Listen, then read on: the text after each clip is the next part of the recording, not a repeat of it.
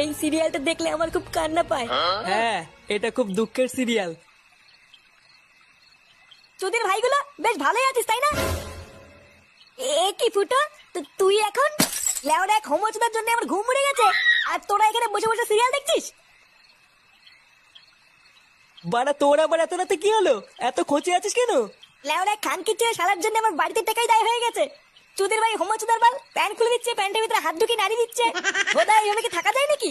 এই গার মেরেছে ফুটো, তোর শালা যে এইরকম, এ তো আগে জানতাম না।